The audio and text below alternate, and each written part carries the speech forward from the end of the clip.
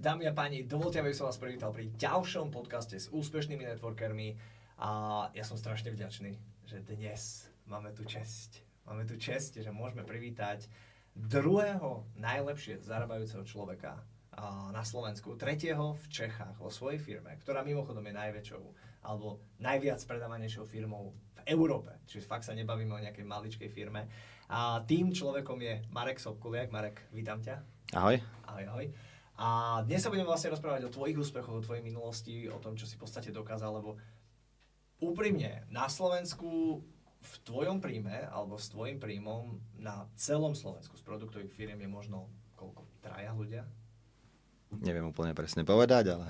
My sme práve počítali reálne, lebo poznáme ich všetkých pomená a tak určite si v top 3, možno top 4 tých najlepšie zarábajúcich ľudí na Slovensku z MLM. Čiže ako fakt, klobúk dole.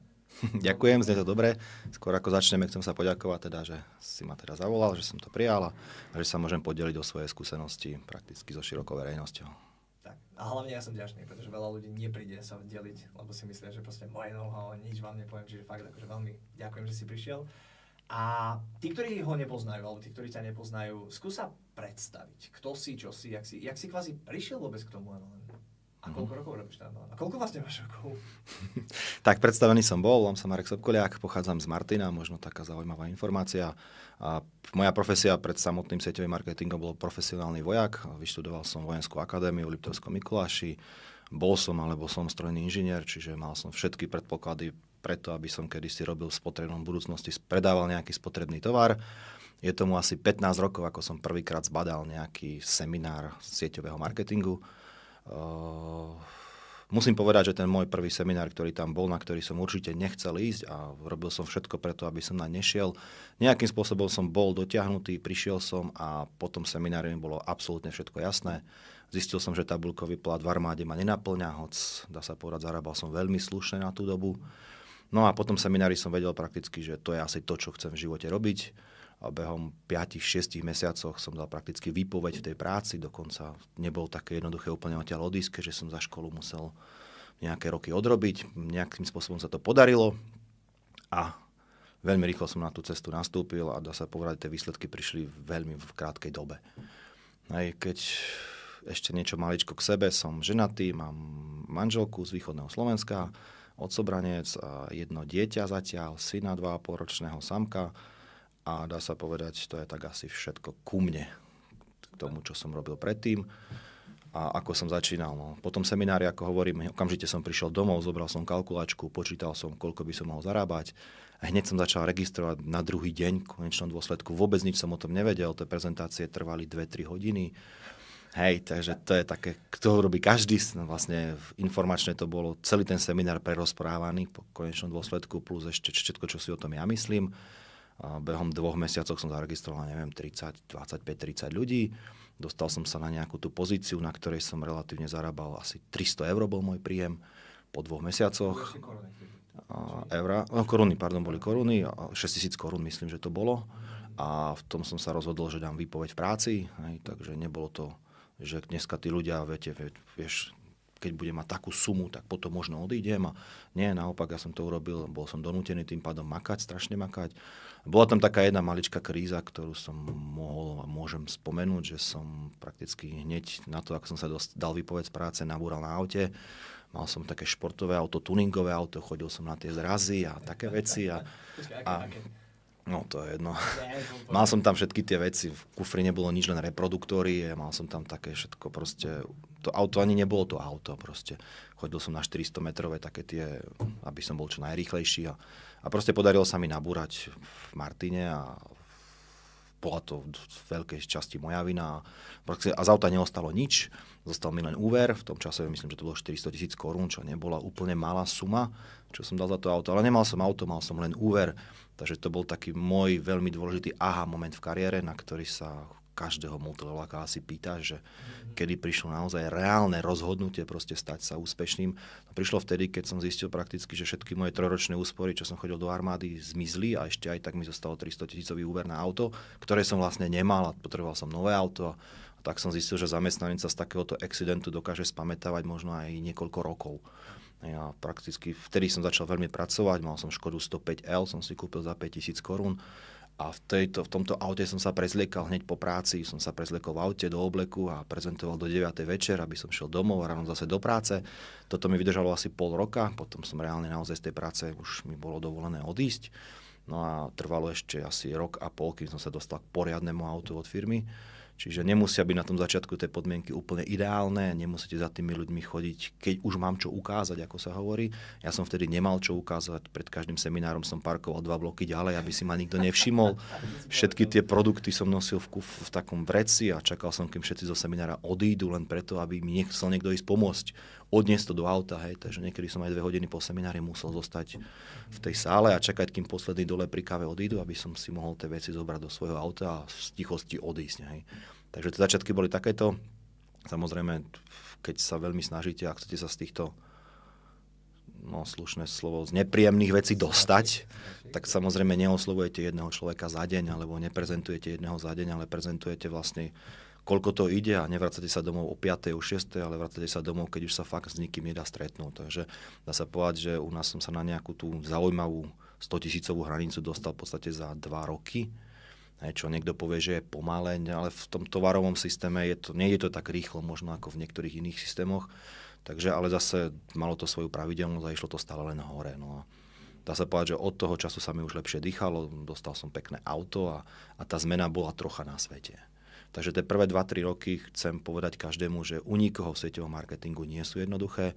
A vy, ktorí to začnete robiť a robíte, tak určite pre vás taký odkaz, že tie prvé mesiace nie ste platení za všetko, čo urobíte, aby ste neskôr boli platení aj za to, čo neurobíte. Hej. Čiže tých prvých pár mesiacov je to hlavne práca na sebe, so sebou, zmena myslenia trošku, prečítanie si nejakej literatúry, popočúvanie pár školení, či už od svojich mentorov, od Davida, alebo neviem od koho.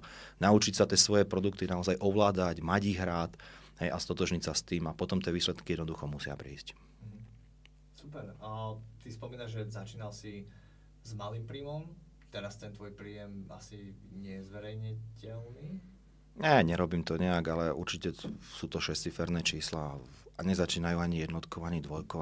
A možno ani trojkou. To je jedno proste, ale už je ten príjem naozaj tak zaujímavý, že v podstate naozaj už môže človek prísť, ak sa hovorí, do reštaurácie, pozerať sa vľavo, vôbec nie vpravo. Už nemusí si ani vyberať reštauráciu, môže ísť do ktorej chce v reštaurácii. To je také, že to je, keď máte 100 000, ale dneska ten človek si už môže aj pozerať po aute, aké sa mu páči. Hej, môže si dokonca možno kúpiť aj nejakú nehnuteľnosť mimo svojho vlastného bývania. Môže už mať aj bývanie podľa svojich predstav, nie podľa možností. Hej. Takže nedávno som si tak konečne zariadil kompletne celý dom so záhradou a tak ďalej a môžem povedať, že som tam preinvestoval nemálo peňazí a naozaj tie sny som si teraz, dá sa povedať, do veľkej časti splnil. No to záhrada bola si drahá. No, tak... Viem, čo je to svoje, takže... Samozrejme, všetko niečo stojí a človek si dokáže záhradu spraviť za 2 000, ale aj za 70 000 a dokáže mať bazén. Dneska mám Fieldu za 5 000, ale existuje bazén aj za 50 000. Sú v tom samozrejme rozdiely. A nevravím, že dôležité je, kde sa má človek okúpať, ale samozrejme, ak má človek nejaký sen, treba si ísť za ním. Môže to byť bazén, nemusí to byť bazén. Môže to byť zabezpečiť tú svoju rodinu na tom začiatku. Potom to môže byť to bývanie, môžu to byť autá, ľudia, proste tie sny môžu byť rôzne. Hej. Ale samozrejme začínal som s tým, že som chcel prežiť, dostať sa na ten svoj príjem, aby som dokázal vôbec platiť tie účty, ktoré som mal nastavené. Ale ako hovorím, trvalo to len 2 roky. Hej. Pokiaľ by som oslovoval ako väčšina jedného človeka za deň, alebo vôbec si rozmysliť, či jedného za deň oslovím, tak samozrejme tieto veci by neprišli určite a neprišli by tak rýchlo. Ty si spomínal, že máš 2,5-ročného syna? Gratulujem. Ďakujem. A otázka znie, nebolo to nejak neskoro? Koľko máš ako vlastne teraz? Ja 41. Takže v 39 som vlastne. Lebo takto, viem o tebe, ty si proste makač, džič, hej, proste, že si išiel strašné bomby. Nie je to taký stav, že teraz si rozmýšľal, lebo na druhú stranu Grant Cardone, vieš, o kom hovorím, ten mal dokonca deti až 50-ke. Tak áno, samozrejme, nedá sa stihnúť všetko nejak tabuľkovo, dá sa povedať. Ja keď som ten sieťový marketing začal robiť, tak samozrejme najskôr som robil vo svojom rodnom meste, asi 2 roky. Keď som sa tam cítil už akože nedotknuteľný v oblasti sieťového marketingu, tým pádom v našom hovorovom slove, že už neoslovíte každého, že už si pomyslíte, však už som mal svoje miesto v kaviarni, už vedeli, že prídem, už som mal svoje parkovné miesto, už boli ku mne milí, už vedeli, že dostanú nejaký tringel a tak ďalej. A taká tá zóna komfortu už v tom danom meste si dovolím povedať, že som mal. Samozrejme, že som nebol tam ako významná osobnosť, ale v tom sieťovom marketingu, akože už ma poznali, tak potom strašne ťažké v tomto obchode, to je taký bod, je urobiť zo si sebe šéfa. Keď už mám na to, aby som prežil, niečo mi aj ostáva, stretávam sa s tým, že veľa tých manažerov, nielen v mojom biznise a v mojom týme, si potom nevedia urobiť nejak šéfa, aby sa dostali na vyššie čísla. A keďže som v tom Martine naozaj spohodlnil, tak som sa presťahoval do Zvolena zo dňa na deň, zobral si tam byt, začal som tam bývať, oslovovať priamo úplne cudzích ľudí. 2 roky som žil vo Zvolene, tam som niečo vybudoval. Keď som sa tam zase cítil ako v Martine, tak som sa z ničoho nič zobral zo Zvolena a presťahoval do Prešova. V Prešove som žil 5 rokov potom a budoval to na východnom Slovensku. A samozrejme, keď takto cestujete z mesta do mesta, tak tie priateľky vaše, alebo tak proste nie je to úplne jednoduché aj pre nich, aj toto, tak samozrejme som to na chvíľu dal na bok a sústredil som sa na prácu. A dá sa povedať, v Prešove som teda prišiel k manželke, ktorú mám dnes, a samozrejme ona vtedy ešte chodila na vysokú školu, čiže troška sa muselo čakať a tak ďalej. Čiže manželka je 10 rokov mladšia odo mňa, dá sa povedať. Čiže aj tam boli možno tie... Tak keď sme troška to posunuli, potom samozrejme svadba a potom som ešte robil 2 roky Košice a potom som sa až vrátil, postavil dom a tieto veci. Ale dneska je to super, lebo keď vidím, niektorí moji kolegovia síce majú možno tie deti samozrejme väčšie, ale zase sú na poobedných, sú na týždňovkách a proste ani si veľmi neužili možno to detstvo tých detí, pretože potrebovali zabezpečovať svoje rodiny, takže v tomto smere to má možno výhodu. Horšie to je zase, keď máte vstáť a troška tá trpezlivosť možno teraz je trocha menšia, hej, a možno má tá manželka toho viac na práci, ako keby som bol ja trpezlivejší a možno mal tak väčší vzťah. Ale nie, že vzťah nie, ale proste už keď máte 40, nie je to isté, ako keď máte 25, no. Super. A čo sa týka, ty si spomínaš, že si vybudoval nejakú štruktúru v tom Martine, následne si sa presunul do toho Zvolena a tak ďalej. Jak to vnímali ostatní? Jak to vnímali tvoje štruktúry? No, veľmi ťažko povedať, ako to vnímali. Samozrejme, tí v Martine chvíľočku boli takí, že kam ideš, čo ideš, ale vždy som ešte jeden deň ostával v danom Martine, to znamená ten pondelok, urobil som tam seminár, spravil som tam nejaké tie rozbehy, nazvime to, alebo sedenia s ľuďmi, a od útorka do nedele som bol v tom Zvolene, aby som zase pondelok k ním prišiel do Martina. Neskôr som bol v pondelok v Martine, v útorok Zvolene a od stredy na východe. A ja potom som to delegoval každý druhý týždeň a prakticky potom som už bol úplne v Prešove istý čas a len dochádzal za tými ľuďmi. Ťažko povedať, čo si mysleli, možno zistili, že nie som nenahraditeľný, možno na tých spoločných dvojdňových seminárov zbadali, že aj z iného kúta prišli ďalší lídri, že nie sú len oni.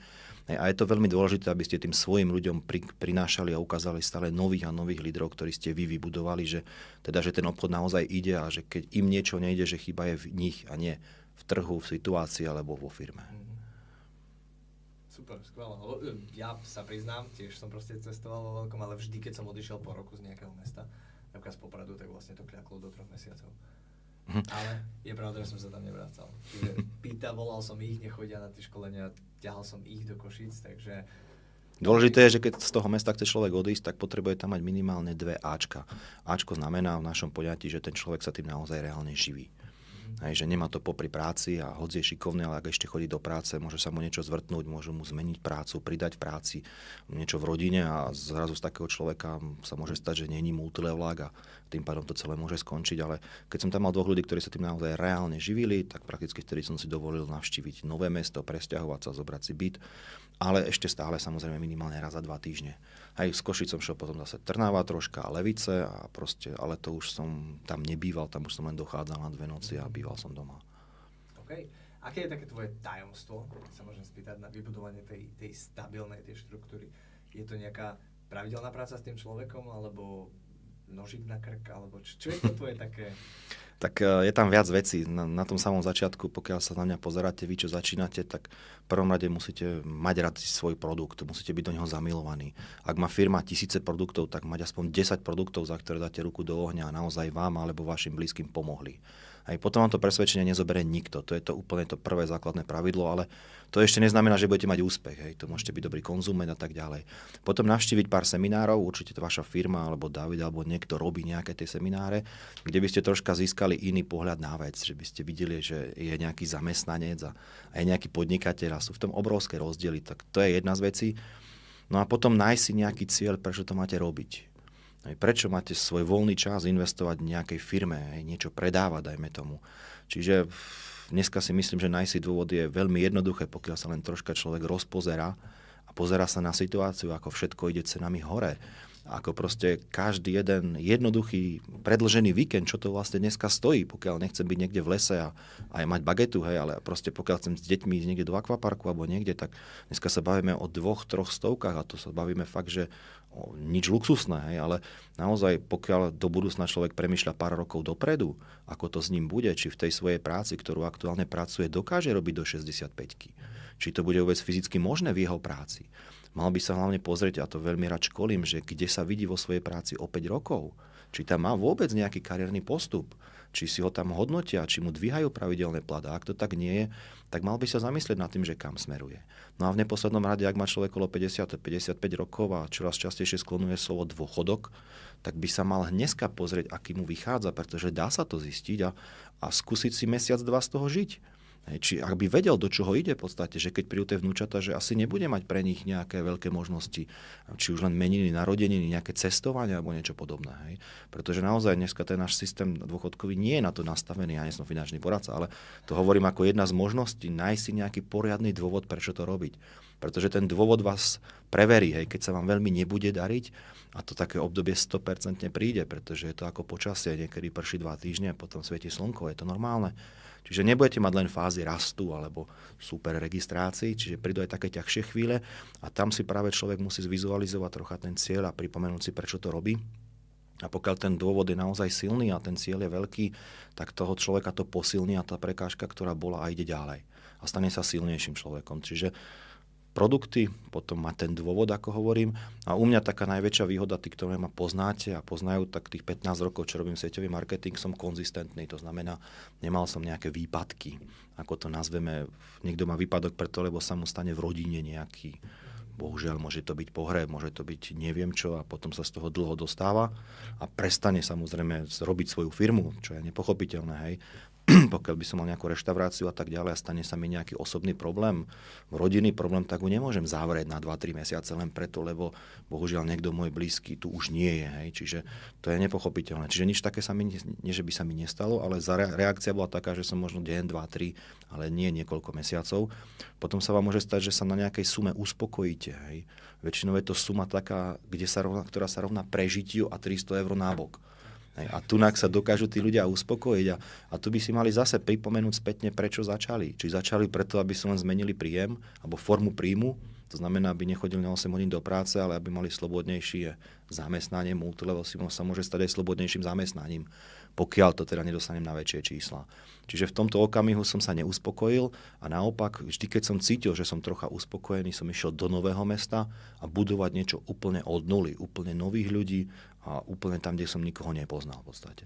Takže takéto 4 rôzne zastávky ma dostali na také zaujímavé čísla, že som sa dostal do fázy, kedy to nerobí človek kvôli svojim peniazom, kvôli už ani slávení alebo niečo podobnému, ale teraz ma už motivuje to, aby tí moji ľudia si stávali a niektorí si už aj postavili, niektorí teraz stávajú svoje domčeky za peniaze z LR, aby si platili svoje krásne výlety, či už dostanú od firmy alebo proste sami už idú na luxusnejšie dovolenky. Čiže dneska sa pozerám na úspechy svojich ľudí a možno sa im to niekedy ani nezdá, ale toto ja dneska sledujem. Ich bonusy, nie svoj bonus. Hej, takže to je tá najvyššia fáza, dneska ma to naozaj baví. Hej, dneska to nie je o tom, že by som musel, dokonca niektorí ma až nechápu, že ja mám svoju kanceláriu a ja tam ráno o 7:30 vždy prídem. Hej, či som bol deň predtým do 1 hore, alebo som mal návštevu, ja proste aj tá manželka vie, že ja ráno o tej 7:30 sedím v kancelárii. Aj keď možno prvé stretnutie je o 9, o 10 ako kedy, alebo o 10 vyrážam do nejakého iného mesta z tej kancelárie, ale prídem tam, spravím si tú kávu, pozriem si vlastne tie výsledky za uplynulé dni a jednoducho som tam a mám nejaký ten pracovný režim stále. Ale nie preto, že by som musel, opakujem, ale že teraz ma to už naozaj baví. Takže toto sú také moje malé výhody a rady smerom k vám. Super. Čiže viem o tebe, že vlastne máš pár desiatok tisíc mesačne. A otázka znie, aká je tvoja priemerná objednávka u klienta? Pretože vieš, že sú tu nejaké firmy, ktoré predávajú balíčky a tiež majú vyššie príjmy, ale je to kvôli balíčkom tisícovým. Aký je priemer u vás? Keďže, ale tak môžem spomínať, štartovacie balíky prakticky u nás sa hýbu od 80 eur do koľko kto chce. Hej, čiže bohužiaľ, Bohu vďaka, my netlačíme na nejaké veľké balíky na samom začiatku, pretože pre niekoho to môže byť nepríjemné, niekto na to nemusí mať a tak ďalej. Skôr sa snažíme vyhovieť potrebám klienta. To znamená, aj do toho balíčka si môžu naskladať, čo oni potrebujú, v akej sume oni chcú. Akorát je tam daná nejaká minimálna suma, aby sa človek neregistroval na nejakú jednu malinku 5 eurovú záležitosť a tým pádom by o tej firme aj tak nič dobre nepovedal. Hej, takže samozrejme má to výhodu, pokiaľ si človek zobere väčší balík a sú tam tie možnosti a keď chce, tak si vie vyskladať balík aj za niekoľko stoviek alebo 1000 eur, je to len na ňom. Keď dá človek do toho trošku väčšie peniaze, možno sa trošku viacej v tej firme poobzerá. Možno na pár seminárov príde, hej, a proste, viete, keď si dneska dá niekto len 100, čo samozrejme mu nebránim, tak to je cena jedných topánok dneska. Ja tak poviem, no tak keď toto nevyšlo, tak ako dá nábok, ale ja som na tom samom začiatku dal vtedy 200 eur, čo bolo možno 6000 korún, bol väčší, dneska ako keby bolo 500, dajme tomu. A potom hneď na tom prvom seminári som si dokúpil ďalšie veci v hodnote 15 000 korún. Čiže vlastne v konečnom dôsledku ja som na tom začiatku dal do toho nejakých 750 eur, čo je dneska možno 1500 eur, aj keď tak zoberiem. Čiže nechcem nejak hovoriť, že niekto by mal predávať väčšie, niekto menšie. Každá firma má svoju politiku, osobne si myslím, keďže do nejakej časti viem ovplyvniť aj tú politiku u nás, že viem nejaké doporučenia dať riaditeľstvu a tak ďalej. Takže aktuálne si myslím, že u nás je super v tom, že si vedia oni sami naštelovať balík, aký potrebujú. Pretože keďže sme tovarový sieťový marketing, tak niektorí ľudia sa k nám registrujú vyslovene kvôli nejakému ochoreniu a nie každý vstupuje do našej firmy ako že marketér alebo predajca a potom je to tzv. Triedivý obchod, hej, že niekto zostane ako užívateľ, niekto si niečo samozrejme možno aj predá a istá časť alebo isté percento ľudí sa stanú marketéri. A vieš, máš v hlave tie percentá, že koľko vlastne máme 100 klientov, koľky ostanú? Tak to číslo samozrejme je pohyblivé, veľmi záleží od sponzora, to znamená toho človeka, ktorý tých ľudí priviedol. Ak tých ľudí privádza len s tým, že budeš mať lacnejšie produkty, na tu sa podpíš, hej, tak samozrejme to percento marketérov je tam minimálne.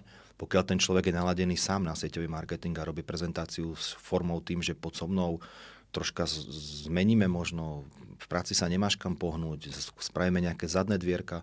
Ak marketer nejakým spôsobom takto robí tú prezentáciu, tak to číslo je tam potom podstatne vyššie. Ale určite z mojich skúseností za celé tie roky, ale nielen v našej firme, ale aj v inej, možno 2 z 10 začnú robiť sieťový marketing, nejakí 4 začnú predávať možno a možno 4 nikdy neuvidím. Je to také úplne normálne číslo a nevymýka sa ani u mňa v konečnom dôsledku, ale samozrejme hovoríme, že hľadáme tých žolíkov v tých kartách a tam sú 4 zo 100, takže nechcem nikoho demotivovať, ale možno reálni marketéri sú možno 4 zo 100 takí, ktorí naozaj prídu na vyššie čísla. Ale zase vy, čo robíte sieťový marketing, tak viete, že váš kariérny plán je nastavený asi, že keď nájdete 2, 4, 6, 8, tak ste na tom finančne veľmi dobre. Takže my nehľadáme tisíce ľudí marketérov, hľadáme možno 10 kvalitných marketérov. Super. Ale ty si spomenul, že si nemal žiaden pád. No tak vyslovene, že pád, že by som obratovo nejak zletel, alebo je pravda, že niektorých marketérov, alebo ľudí, alebo lídrov, o nejakých som prišiel a samozrejme treba sa z toho ponaučiť, vždy som o niekoho prišiel nejakým spôsobom, ale nikdy sa mi zatiaľ nestalo a nechcem tu klopať a neviem, či to je drevené. Nechcem tu klopať, ale zatiaľ za tých 15 rokov každým rokom som mal nejaký nárast, čo sa týka celkového obratu a bolo to práve tým, že som si nebral nejaké voľná, nejaké špeciálne voľná. A samozrejme, keď tu bol možno rok 2009, bola nejaká hospodárska kríza vtedy, tak obraty mi na 3-4 mesiace zleteli, ale vtedy som zapol na plný výkon a robil som 2-krát ako predtým a na konci roka som dokonca zdvojnásobil obraty. Čiže ten bol taký rok, ktorý ma skúšal a asi 2-3 mesiace tam boli také, že viete, správy a ľudia a toto a keďže my predávame, dá sa povedať, troška luxusnejší tovar, ako je bežný štandard, tak ľudia väčšinou to prvé, čo ako dali nabok, tak boli také tie veci, ktoré nie akútne potrebujú. Tak možno 2-3 mesiace, ale veľmi rýchlo sa to vrátilo späť a na konci roka som mal prakticky zdvojnásobený obrat. Takže tam bolo také maličké zákolísanie, ale to nie je ani pád. COVID nás vyskúšal, keďže tie doplnky nám pomáhali práve, že to môžem spomenúť, že doplnky máme do veľkej miery však, ale COVID nám práve že veľmi pomohol a išli sme obratom možno o 30%, konkrétne u mňa hore. A ostalo to, či?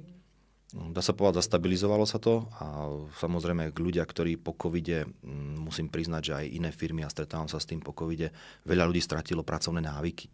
Hej, proste teraz si niektorí myslia, aj keď ja nie som proti, že stačí dávať nejaké storky a obrat pôjde hore a keď dám viac storiek, tak budem mať viac ľudí. Není to úplne tak, ja som za nejaký ten hybridný model alebo takú symbiózu medzi online a offline. Ak som doteraz robil iba offline, tak by som mal ten online pridávať opatrne. Sú ľudia, ktorí cez COVID zrazu sa buchli, že z offline čisto do online na 100% a tým pádom majú poklesy, pretože v tom online nič nevybudujete, priatelia, za 2-3 mesiace. Hej. Tam to má tiež svoju postupnosť, musíte získať nejakú sledovanosť, byť niečím ako odlišný od ostatných a rozprávať do tej kamery a nezvláda to absolútne každý a ani tú pravidelnosť, čo tie sociálne siete vyžadujú. Takže pokiaľ robili offline a išli číslo do online, tak áno, niektorí manažeri to proste majú pokles. Ale zase naopak, tí, ktorí opatrne pridávajú online a zvyšujú to percento a vedia využiť školenia online, ako je toto, vedia si to pozrieť z domu, kde by ste inak ku mne prišli. Hej. Museli by ste prísť na nejaký môj seminár, kde tiež o sebe veľmi nerozprávam. Takže ten online vie do veľkej miery pomôcť, ale musíte tak opatrne ho pridávať. Ak niekto začal iba s online, tak samozrejme môže robiť iba online. Hej, ale väčšina tých mojich manažerov všetci robili offline a postupne pridávame my online. Takže dá sa povedať, po covide obrad mne ostal, naopak ešte sa troška zdvihol. Mega. Super. A čo sa týka, jak to povedať, školenia tých distribútorov, viem, že ty máš také väčšie akcie. Akým spôsobom vlastne ťaháš tých ľudí na tie akcie? Lebo úprimne, mali sme teraz akciu, mali sme predaných vyše 3000 lístkov a ukázalo sa ledva niečo cez 1000. Akým spôsobom, a viem, ako to bolo náročné, ťažké proste presvedčať a tak ďalej, akým spôsobom ty motivuješ alebo proste prinášaš tých ľudí? Koľko máš ľudí na akcii, tak?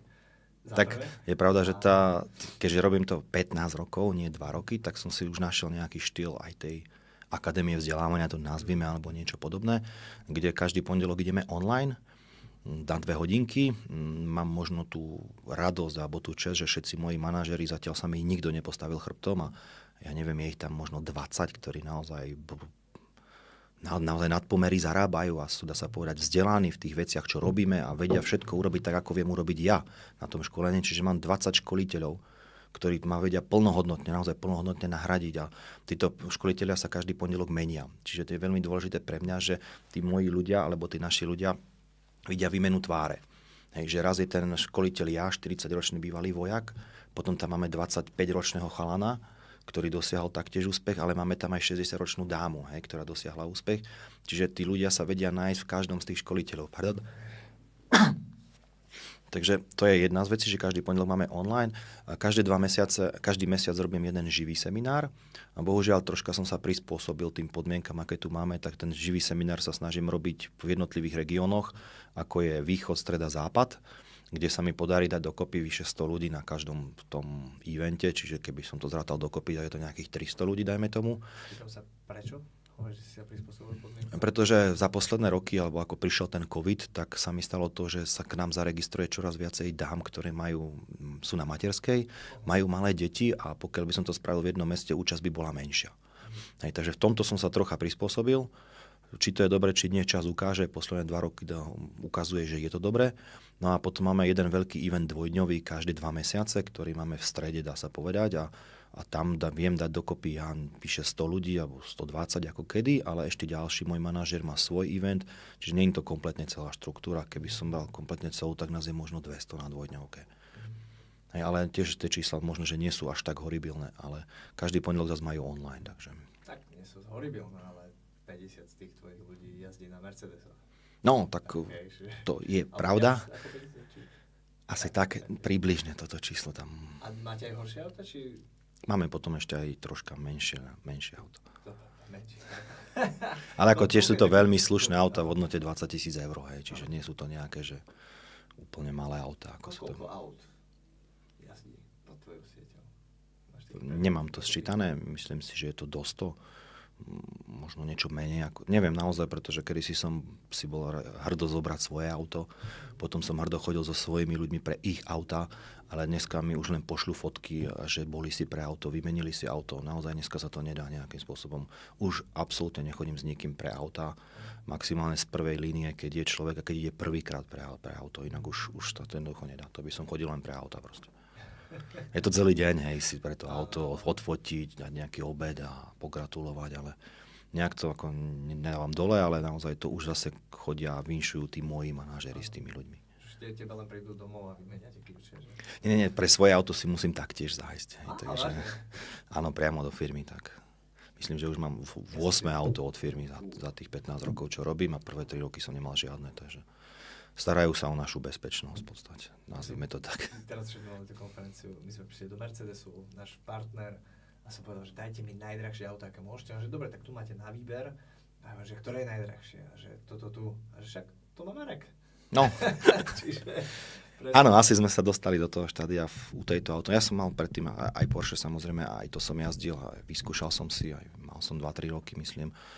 Ale aktuálne to, čo mám, dá sa povedať, od toho Mercedesu asi také, keď si odmyslím to úplne premium, hej, tak dá sa povedať, že bežne dostupné ako jedno z tých najlepších. Maybach je úplne premium. Tak to už ako...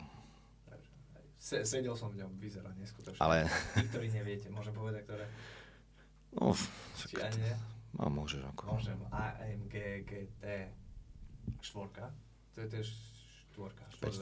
Áno, po štvorderové. Čiže ešte rodinné auto v podstate, takže...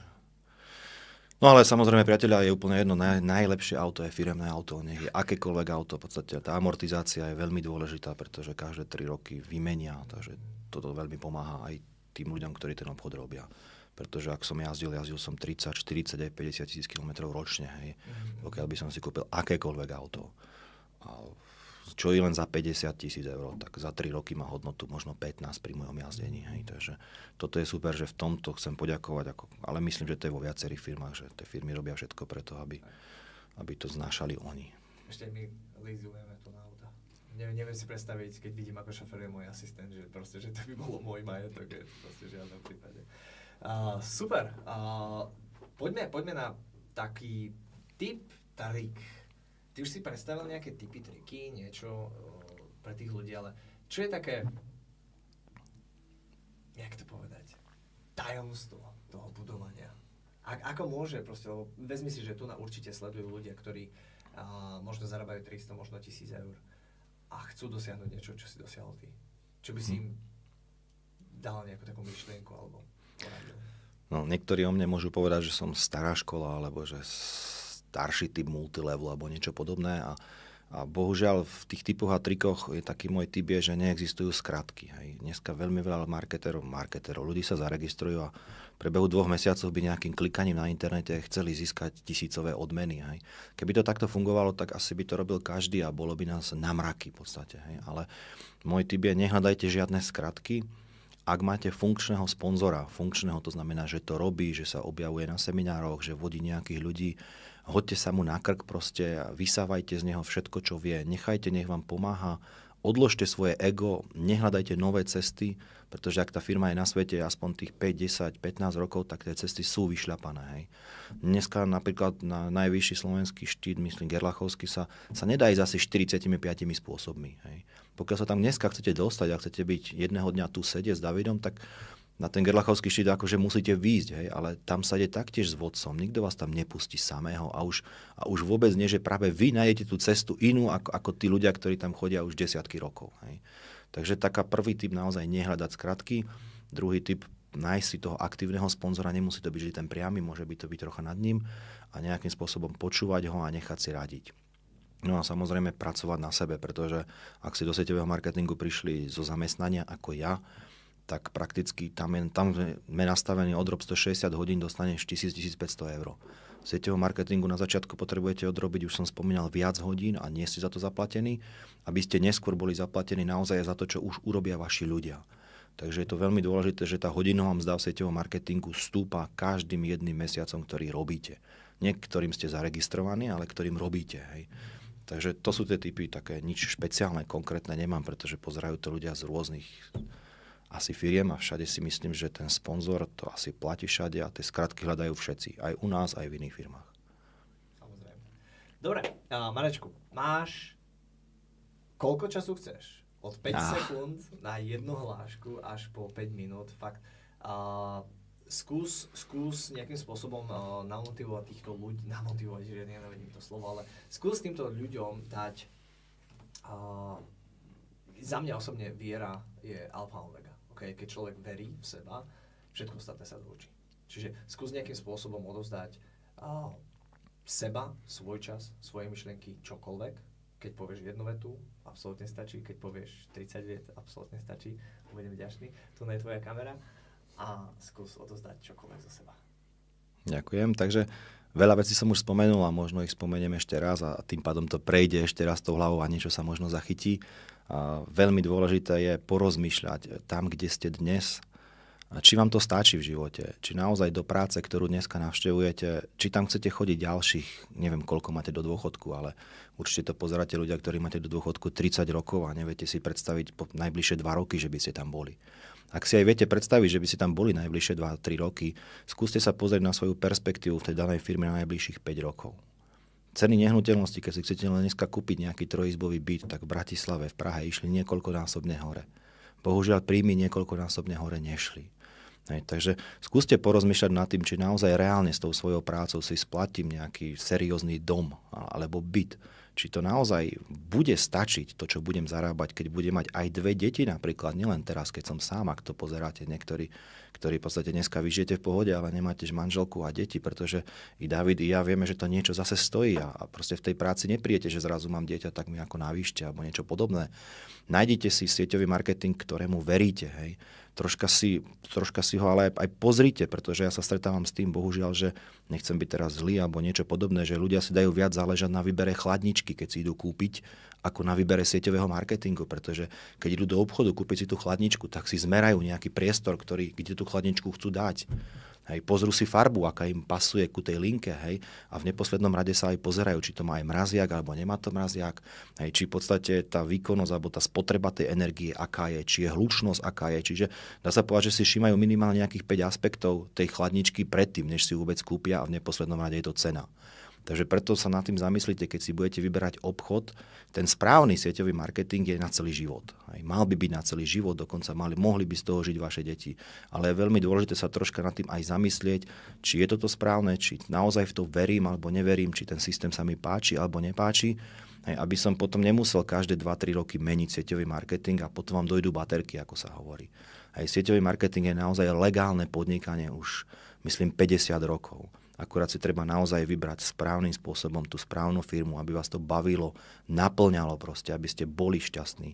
Aj keď vám nemôžem sľúbiť, že budete šťastní prvé 3, 4, 5 mesiacov, keď vás pár ľudí, tých najbližších odmietne. Hej, a vtedy vám chcem len povedať, priatelia, nezabudnite, oni neodmietli vás.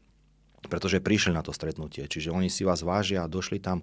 Oni odmietli ponuku, ktorú ste im ukázali, ale akákoľvek firma so sieťovým marketingom je na toto zvyknutá, že je odmietnutá. Hej. A čím viac odmietnutí, tým väčší úspech potom tá firma má. Hej. Takže na tom začiatku vás to úplne baviť nemusí, priateľa. Ale sieťový marketing je naozaj osobne, ja som nič lepšie na svete nenašiel, som do toho blázon, strašne ma to baví proste. Ale je to asi jediný spôsob, s ktorým som sa ja stretol, kde sa z nikoho môžete stať niekým.